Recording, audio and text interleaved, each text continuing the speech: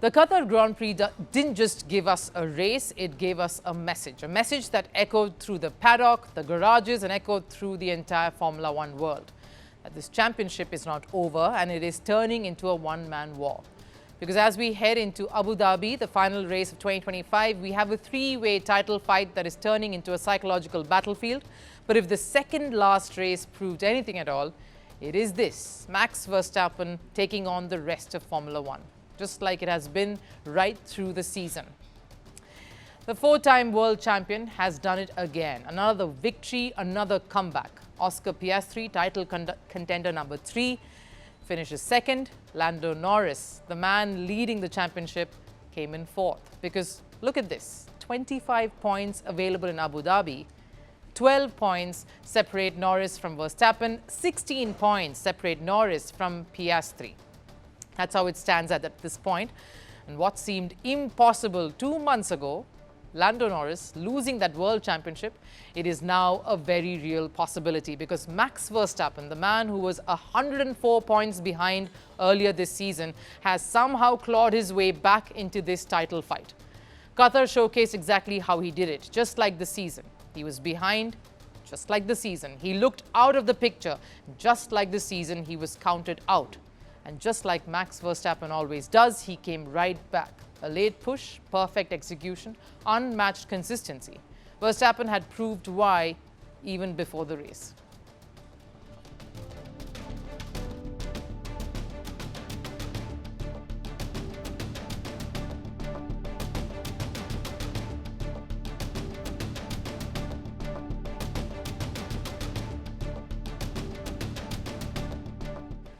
Now, McLaren clearly were offended by that statement, but look at what panned out. McLaren won the Constructors' Championship in Singapore, and that was in October, 6 races before the season finale. That is domination at a historic level, a team firing on all cylinders, and yet they are on the verge of losing the Drivers' Championship because dominance doesn't matter when strategy collapses.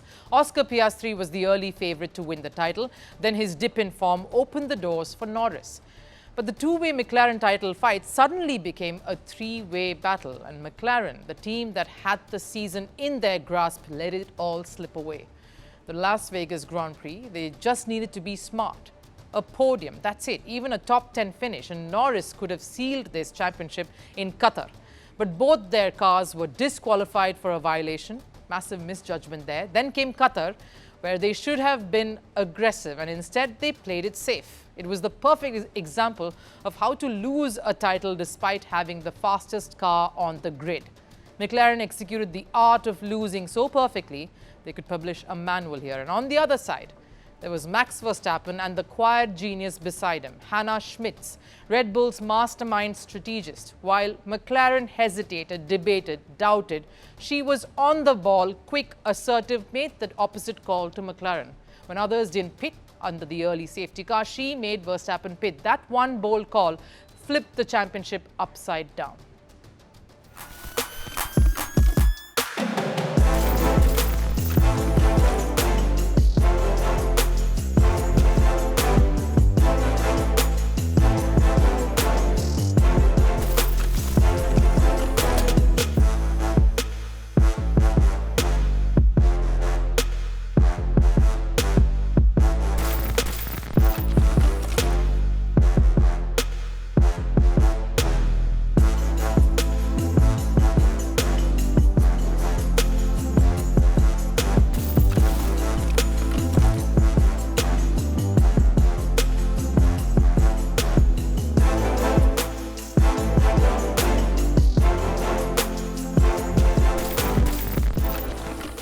Hannah Schmitz rightfully up there on the top there, celebrating with Red Bull and Max Verstappen. Now, McLaren had the car, Verstappen had the mindset. McLaren had the speed, Verstappen had the hunger.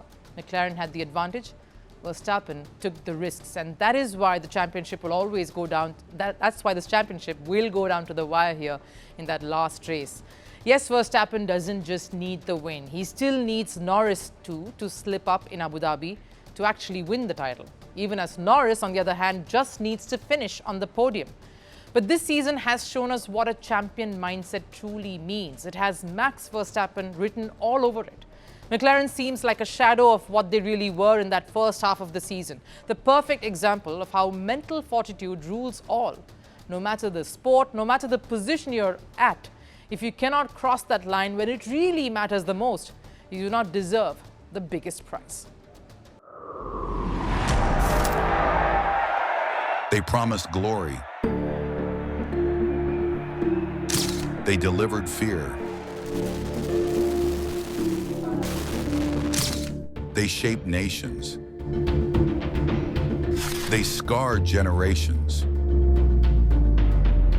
From brutal purges to propaganda machines, from stolen power to violent falls from the throne. Welcome to The Dictator, a series that strips away the myth and then exposes the men behind the tyranny. History remembers their power. Firstpost reveals their truth.